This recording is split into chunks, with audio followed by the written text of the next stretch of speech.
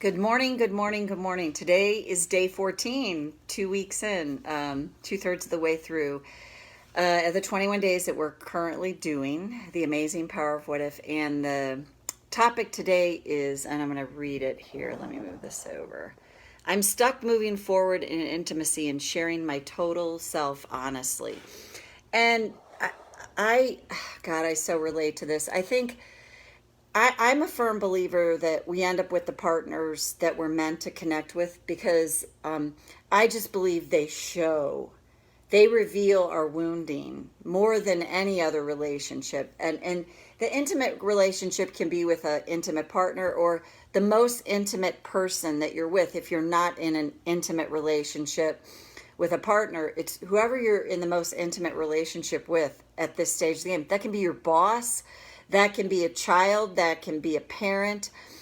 But in this one, so you can just whatever works for you, but think about that person that you're really struggling to open up to truly, you might not feel safe being your true intimate self. I know that's true for me in my relationship with my husband, and I absolutely believe in our best selves we're fantastic together.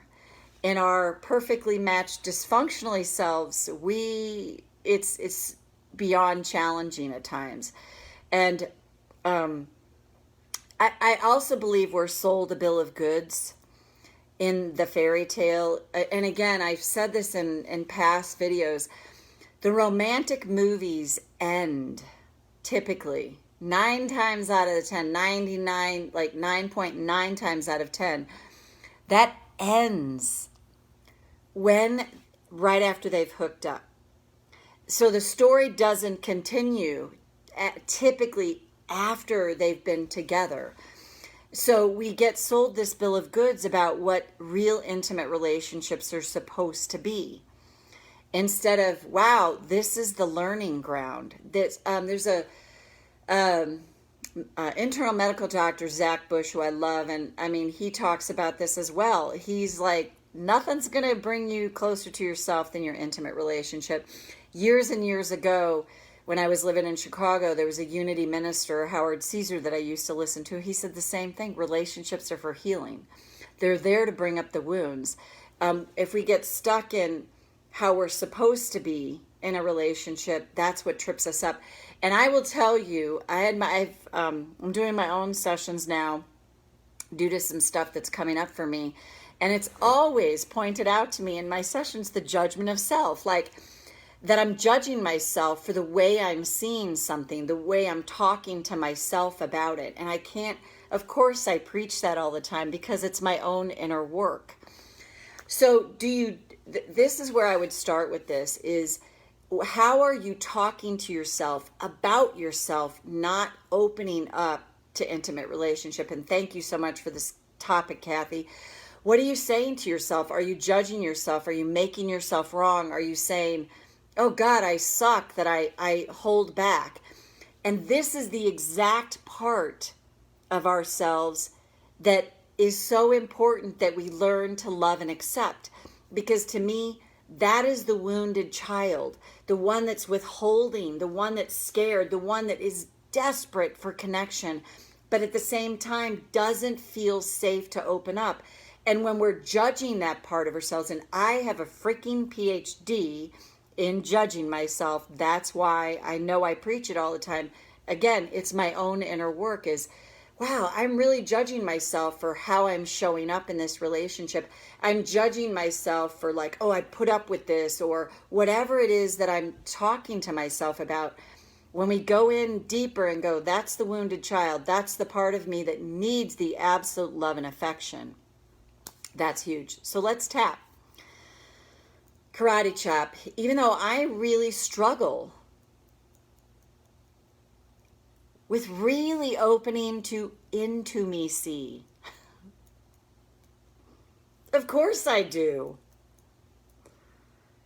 My models for this sucked. Other than the fairy tales I've been shown in movies and books. Even though I struggle with intimacy, being my open, honest self. That doesn't feel safe. And I'm totally judging myself for this. And I'm right to judge myself for this. I deeply and profoundly accept myself now. This intimacy, it's challenging for me. If I'm really honest with myself, it scares the hell out of me. It freaks me out. Yet this child in me is desperate for connection. And at the same time, this child is terrified because they don't trust the connection.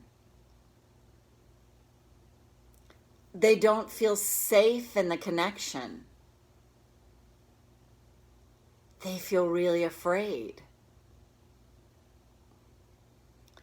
And what if, as I catch myself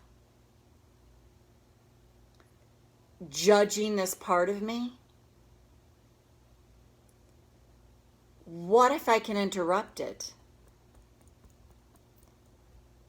And over time, that will set me free. I learned how to judge this part of me. I'm so hard on this part of me. Really hard on myself. Look at me being closed off. Not opening to intimacy. But what if this is the exact part of me that needs this love and acceptance? What if I can make it okay? That it freaks me out to open up to intimacy. What if I can start to love and accept this part of me? Even just 1% right now. Start to give to this part of me what they never got, so that I can learn to feel safe within myself. First and foremost, help heal my wounded inner child. Using this relationship to do just that. And when my inner child gets triggered, start to soothe this part of me. And what if the more I do that, the more I begin to heal from the inside out? And what if I find I don't have to try to open to intimacy? But as I'm healing this part of me, I find the space and the openness to genuinely move towards genuine intimacy with another, because I've given it to my inner child first. And then this part of me starts to feel safe. And then it becomes natural to open up. And what if that makes all the difference? So take a breath. Oh, it's the biggest challenge in my own life, without question. I can't tell you how many times I've had conversations. I've been with my husband. We'll be married 20 years this June 1st, which is my 60th birthday. We got married on my 40th birthday, and it's such a work in progress. And I've said this, and I mean this sincerely. I had no idea how low my self-esteem was until I got in a relationship with my husband now. I had no idea, because all my stuff was coming up, and I definitely can play the blame game and go there, and I notice it's just triggers the kid in me.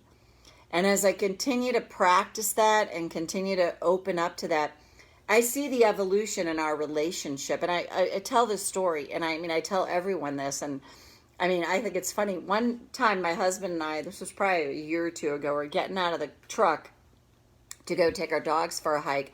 And I was so freaking irritated at him, like so irritated. But in kind of this humorous way. Sometimes it's not in a humorous way at all, like whatsoever. In fact, it feels pretty diabolical. But this particular day, and I get out and I go, dude, I have just never met anyone in my life that I feel such violence towards. And he started laughing. He goes, right? And we actually could laugh and joke about it. And to honor that and own that. Because to me, when I honor and own that, it's nothing I'm going to act on. Like, I know that about myself. But thank God for rant tapping and fuck you tapping, because I can be like, and get all that angst out. It's saved me more times than I can count. So, Kathy, again, thank you for the topic. Hope you found this helpful, and tap on this as many times as you need to. Bye for now, and see you back here tomorrow with day 15.